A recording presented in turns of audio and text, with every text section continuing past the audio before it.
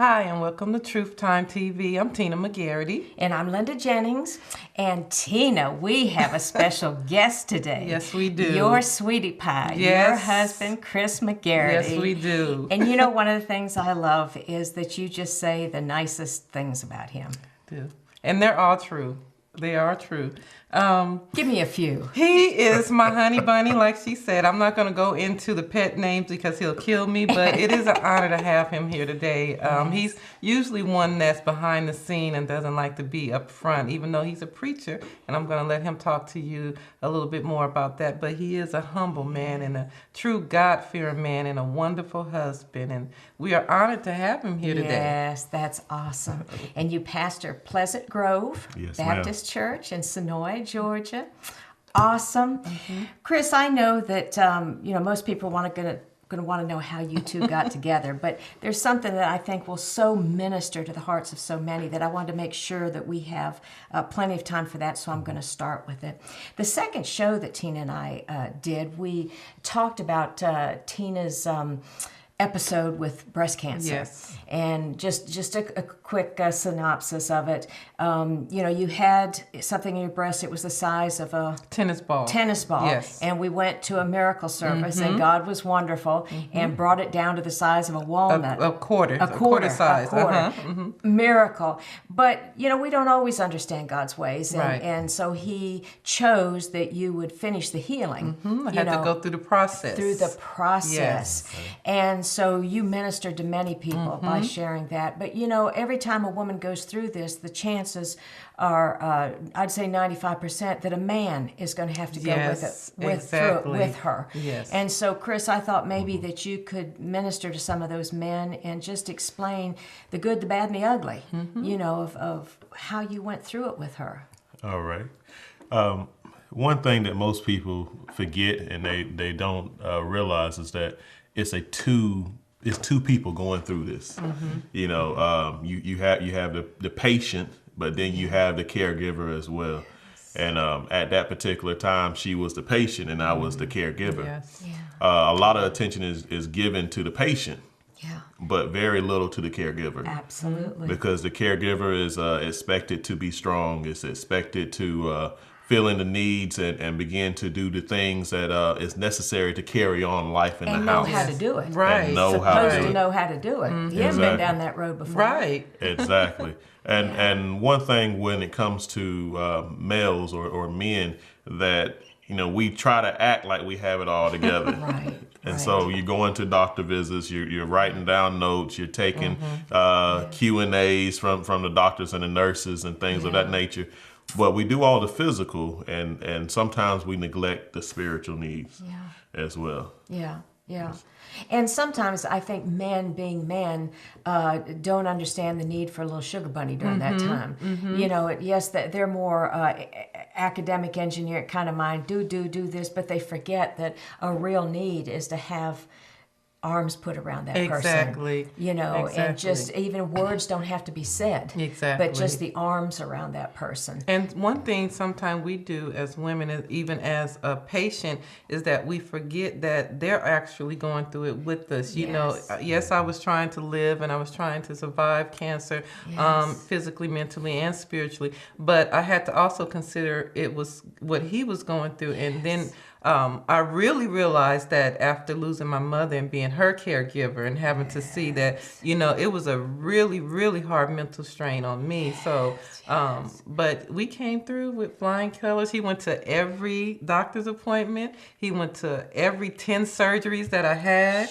He was right there, and every treatment. I didn't forget that, my father passed away of prostate cancer, and my mother was the caregiver. And one day I said to him, I said, she's terrified.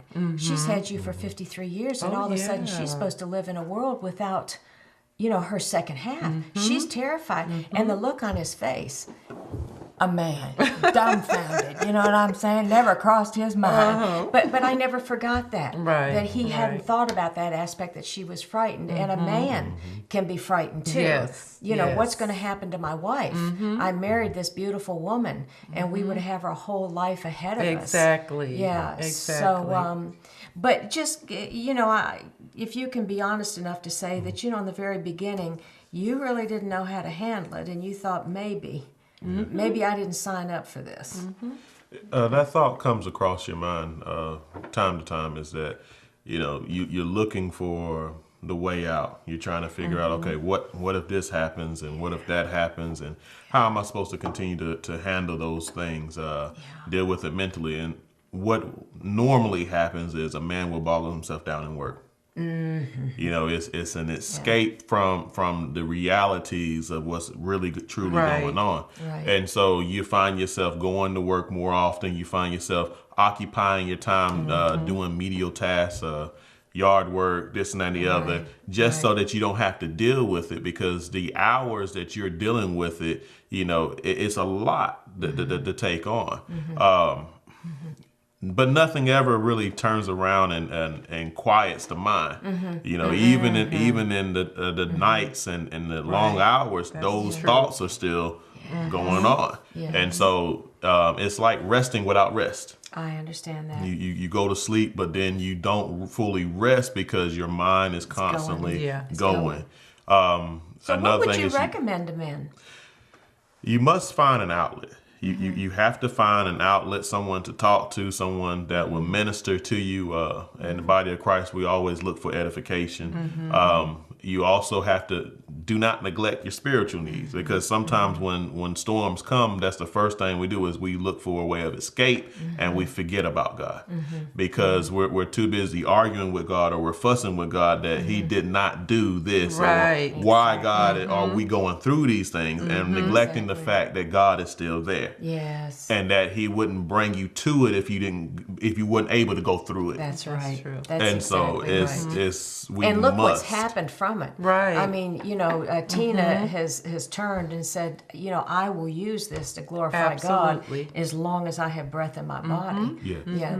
And I do believe that God will not put more on you than you can bear. And often it's allowed to go on people who he knows will get through it, you know, dependent on him, turn, and then use it for his glory. And that's true. And it's a blessing to, like I said, to have a man of God that when I couldn't pray, he was praying for me. And there was sometimes, you know, it was as if, especially him and my mom, it's like they knew I needed a prayer at a certain time, and he would come in and he would just lay his hand on my head and he would pray. And then he also did things to me that made me feel normal. It made me feel like I wasn't sick. You know, he made me laugh a lot, and he treated me like I was still his wife, whether I didn't have any hair, my nails were black, I had lost a lot of weight, but he never looked at me any differently. Wow. You know, and I heard so many stories from different women would say that, you know, their husband left or wouldn't support them, and it saddens me because I didn't have to go through that, you know, and I thank God. I think one thing that's so awesome for me, you know, in my older years, as I look at fresh pastors coming in, new pastors coming in, is that unless you know how to minister to your family, you don't have any business ministering to a whole flock. That's so awesome. God allowed you to minister at home first. And then he said, all right, son, he prepared him. Now I can trust you to go minister. And if you can minister through the, I'm probably not using the right word, but in a lot of senses, the ugliness of cancer, because, you know, the difficulty of the treatment, you know, all those things. And that word, and everybody gets terrified. If you can minister through that, then you can minister through anything. But even before the cancer, we were just trying to mourn the loss of our daughter. And that was 3 months prior. So, you know, that me double being whammy. Me being a first-time mother, feeling sorry for myself. One thing that my husband Chris did, we went to this place and walked up these steps, and it's called Field of the Woods. And we had never gone before, but he made me walk up the steps, and I was feeling so depressed. And he told me one day, I was sitting on the couch, he said, let's go. And I was like, where are we going? Let's just get in the truck and let's go. And we drove and we walked up those steps. And what is this place again? It's called Field of the Woods. Phil? Field of the woods. And it's a Christian place and have a cross on the top of the hill. But he had me walk up the steps. And as I walked up the steps, we got to the top. And at the top, people led their prayers there. And we held hands and he prayed. And this wind, this shift happened there. And I cannot describe it, but I know after we prayed, God said, by the time you get down to the bottom of this step, your healing is going to take place. You're not going to be afraid and you're not going to be sad. Each step I took, I just kept hearing God saying, we're getting closer, we're getting closer. And by the time I stepped on that last step, he had healed me from the loss of my child. Wow. He had healed me from the pain, and I couldn't believe it. And when we were driving home, we said, don't the sun look different? We saw a sunset, and we were like, doesn't the sun look different? It was amazing. And then what happened, I just love this, when your mama died, your mama went home to be with the Lord. Yes, and one she day said, I'm holding your daughter. She says, I'm holding your daughter. Guess what? I'm holding your daughter. Oh, my goodness. Yes. Now, how did you find this place, and where is it? It's in North Carolina. I was actually invited to go prior years before. Matter of fact, before me and my wife had ever met, and we went out there one time. So when I told her we're going, it was really no directions. Just go and see if I can remember off of memory. Tried to drive for 3 hours, trying to find a place. Wow. That you is going off of memory, but God. Yes. One thing that I must reiterate is that even through the troubles that we go through, we must continue to remember that God is still there. Yes. It's a simple fact, because going through a death of a child, coming out of that, going right into cancer, coming out of that, well, in the midst of going through cancer, losing a job, you know, and things of that nature. Most people look at it one thing right after another. And it's so difficult sometimes just to stay focused. Yes. And many people, and in those particular times, many people come to you seeking spiritual advice, coming to you asking for prayer. And you're doing everything you can to hold it together. But haven't I said a couple times to you that, you know, if you, if God heals you instantly and nothing ever goes wrong, and somebody's in a real crisis and they come to you, and you say, oh, God did it just like that. And they say, that means nothing to me because I've had one thing after another after another. But if you can say, I've been there. I've been there. Let me put my arms around you. You know, let me tell you about the things that God did. You know, I mean, it's just, when we come back, I do have to tell this one story. Tom and I lost 4 babies. Wow. Yeah, but the faithfulness of God, the faithfulness of, imagine God being faithful. Yes, yes. Listen, y'all go get yourself some tea. Green tea and rooibos tea, they're both power-packed with antioxidants. Tina, Chris, and I'll be back in just a second. As most of you know, Tina and I often bring you books written by other authors because we want you to be encouraged. But we also want you to know that I've written some books myself that I think might bless you. The first one I wrote is called Life Within the Veil. And I wish I could adequately explain to you the precious presence of the Holy Spirit that was upon me when I wrote this book. It was almost as though he dictated it to me himself, just whispering holy, holy things. So I know this book will bless you, and I put a study guide in the back that you can use for home groups or church Bible studies. It's $7.50. The next book I wrote is called 40 Days of Healing Devotions.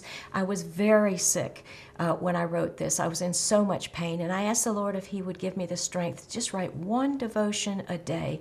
And as I did that, the pain became less and less and less until it was gone. So I decided to put it in book form so I could bless other people, so the Holy Spirit could bless other people.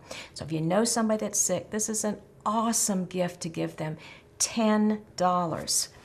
The third book I wrote is called Miracle Stories from Coweta County, and you talk about getting excited about all the things that God's doing today. I'm talking about the dead raised, whatever situation you can think of that God needs to show up and show out, we've got a testimony in here for it. So again, it's an awesome gift to give as a a book to give as a gift, $10. The shipping for any of these 3 books, it's $2.50, up to 5 books. So you know I'm not making any money off of that. It costs $2.60, I think, just to mail 1 book. But I want you to have these books in your hands. Next, I want to make sure that you knew that Tina has a wonderful website called Chestless. Remember, she had breast cancer, and God moved mightily for her during that time. And we're just hearing over and over and over again how many women, Father, help us, that are getting breast cancer and need encouragement. What better encouragement than to receive it from someone who's been through it, and God showed up and just did miraculous things, not just in Tina's life, but in the life of her husband. And you know that's important. So please consider supporting us by purchasing these books. I know you'll be blessed. Hi, welcome back to Truth Time TV. And Tina, Chris, we're talking truth. Yes, we are. We are talking truth. Yes, we are. Yes, we are. I had this one little testimony I wanted to tell you that Tom and I lost 4 babies, but you know, when we get to heaven, yes, we've got we get to see them. I know. Oh, glory That's to wonderful. God. Mm-hmm. But as you go through things, and y'all been talking about this, God does go with you. Right, And right. it's difficult, but man, he works miracle here, he works miracle there, Yes. he Yes, does he that. does. And when I was getting ready to lose the 4th child, we had an ultrasound now. And I said to the Lord, I don't know how to go through this kind of pain again and not have a child to place in my husband's arms. I mean, I literally said that to him. Right. And I audibly heard him say to me, I will do exceedingly abundantly greater than anything you can think or ask. I wasn't smart enough to figure out what he meant. Right, I'm seriously. right. Do you know how I lost that baby? Oh, Just disappeared. wow. Didn't have a D&C, didn't lose the baby. And my doctor was a Christian.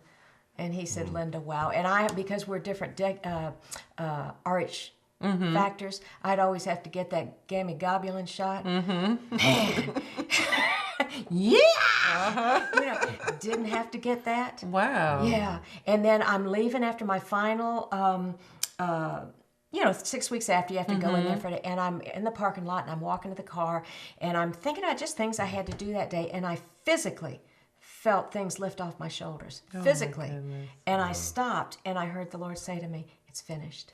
And I knew he meant I'd never have to do that again. Isn't he amazing? Yes, he is. And somebody said, Yes, oh, he I'm so is. sorry you lost. Is it sad? Yes, it's sad. Right, but I'm telling right. you, I've got testimonies. God is still good. He's still good. He's still good. Yes, he is. So y'all were talking about the fact that, you ministered, Chris, you ministered to your wife first. You ministered to your family first. And that was ministry. Yes. Pleasing unto the Most High God, above many other kinds of ministry. Absolutely. Yes. The one to the ministry to the one that you became one with.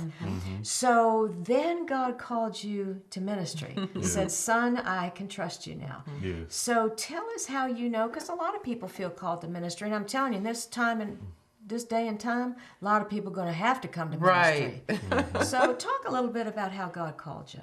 The calling was a little different for me because it was something that I was already ministering but I wasn't pastoring.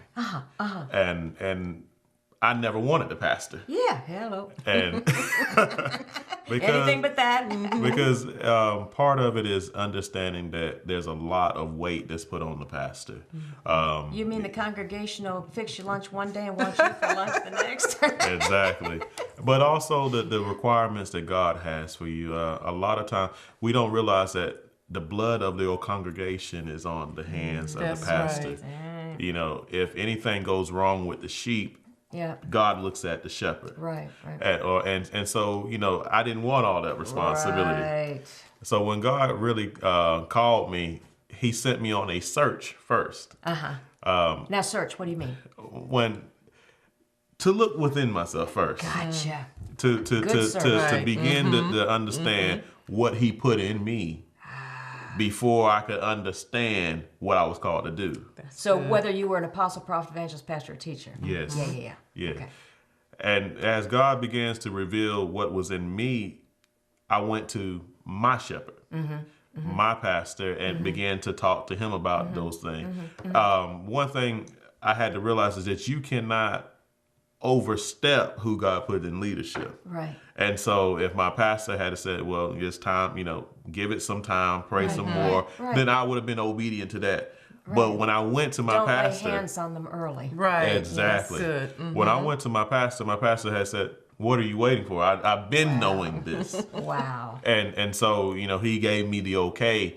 And yet still, even though I had the okay to pastor, I didn't have a congregation, didn't have a place of worship. That's right. And so now it's going right back to God and say, okay, God, I said yes, but now what? Exactly. And so God began to lead us in the right direction. We went and we looked at different facilities, and we kept passing one particular church.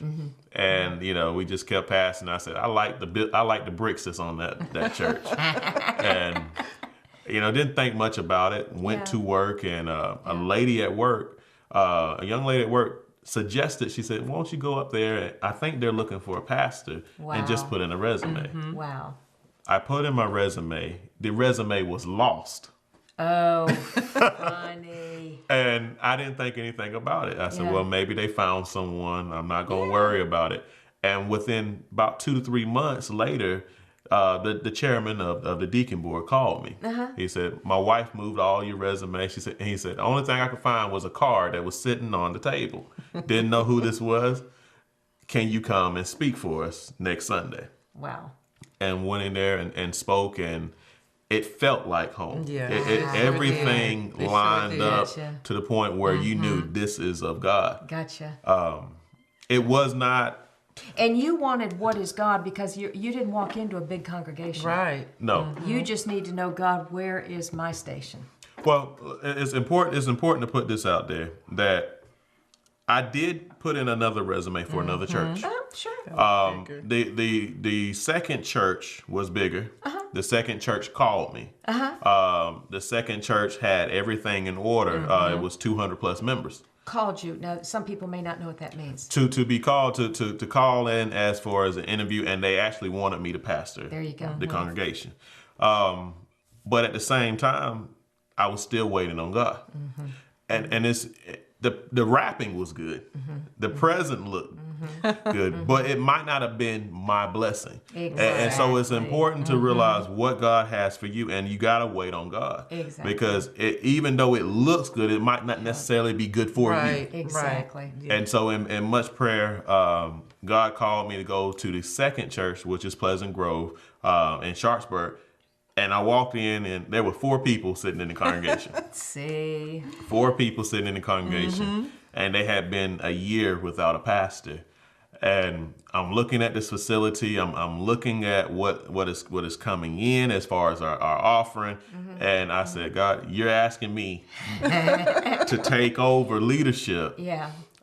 And to pastor these people. I said, I can feed them, I can shepherd them. I said, but how are we going to pay for this building? Exactly. How are we going to do certain things? And God always told, he said, don't worry about that. That's right. He said, if you do what I asked you to do, I will take care of my house. That's it. And then knowing that, I walked in as a pastor. Most ministers look forward to going in and, oh, I'm getting paid this, I'm getting paid those things.